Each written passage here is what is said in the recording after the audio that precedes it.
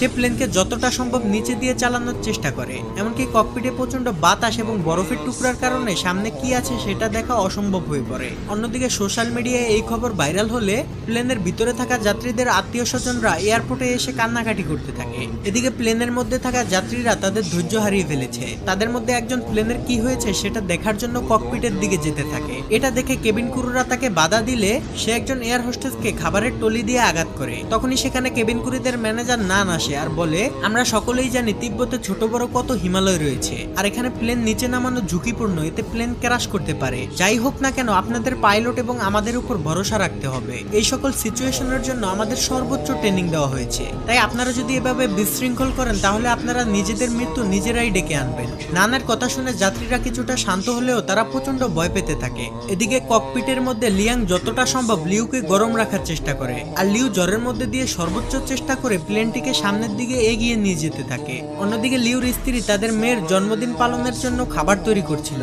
তখনই তাকে কেউ একজন ফোন করে লিউর বিপদের কথা জানায়। ফলে সে আতঙ্কিত না হয়ে তার মেয়েকে সান্ত্বনা দিতে থাকে, কারণ তার অগাধ বিশ্বাস তার স্বামী প্লেনটিকে সঠিকভাবে ল্যান্ড করাতে পারবে। এদিকে লিউ প্লেনের ভিতরে আস্তে আস্তে অজ্ঞান হয়ে যেতে থাকে। সে তার চোখের সামনে দেখে তার স্ত্রী আর মেয়েকে নিয়ে সে একসাথে জন্মদিনের কেক কাটছে, কিন্তু তখনই লিয়াং লিউকে জাগিয়ে দেয়। এরপর লিউ দক্ষতার সাথে ওই কালো মেঘের মধ্যে দিয়ে প্লেন চালিয়ে নিয়ে যেতে থাকে। কন্ট্রোল রুমে থাকা সবাই রাডারে দেখতে পায় প্লেনটি ঝড়ের মধ্যে সব থেকে বিপজ্জনক জায়গা দিয়ে যাচ্ছে, যেখান থেকে বেঁচে ফিরা প্রায় অসম্ভব। তারা সকলে যেন নিস্তেজ হয়ে একটি সিনেমা দেখছে। কন্ট্রোল রুমের ম্যানেজার বলে, এখন সবকিছুই পাইলটের হাতে।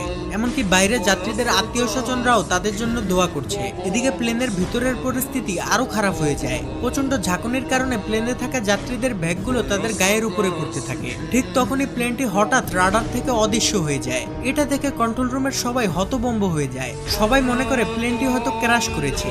সবাই প্রচন্ড ভেঙে পড়ে। কন্ট্রোল রুম থেকে তাদের সাথে যোগাযোগ করার জন্য সর্বোচ্চ চেষ্টা করে, কিন্তু এতে কোনো লাভ হয় না। তারা সকলেই বুঝে যায় প্লেনের ভিতরে হয়তো আর কেউই বেঁচে নেই।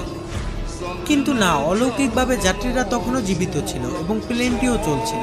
ঝড়ের ভিতরে কিছু না দেখতে পেয়ে লিউ মনে করে প্লেন হয়তো পাহাড়ের সাথে ধাক্কা খাবে, তাই সে লিভার টেনে প্লেনটিকে আরো উঁচুতে নিয়ে যায়। এতে প্লেনের ভিতরের ঝাঁকুনি বেড়ে পরিস্থিতি আরো খারাপের দিকে যেতে থাকে। লিউর মাথায় তখন একটা জিনিসই ঘুরছিল যে প্লেনের মধ্যে থাকা 19 জন যাত্রী এবং সে সহ 9 জন ক্রু মেম্বারের জীবন এখন তার হাতে, অর্থাৎ 128 জন মানুষের প্রাণ হাতে নিয়ে লিউ তার সম্পূর্ণ অভিজ্ঞতা দিয়ে প্লেনটিকে কন্ট্রোল করতে থাকে। মৃত্যুকে কাছ থেকে দেখা যাত্রীগুলো এখন তাদের মনের কথা বলতে শুরু করে। অনেকে এই জীবনের শেষ ভিডিও বানায় তাদের প্রিয়জনদের জন্য, আর কিছুক্ষণের মধ্যেই প্লেনটি ঝড় থেকে বের হয়ে আসে। লিউর অনেক চেষ্টার পর পরিস্থিতি স্বাভাবিক হতে শুরু করে। এরপর ক্যাপ্টেন লিউ প্লেনটিকে অনেক নিচুতে নামিয়ে আনে, যেখানে পর্যাপ্ত পরিমাণ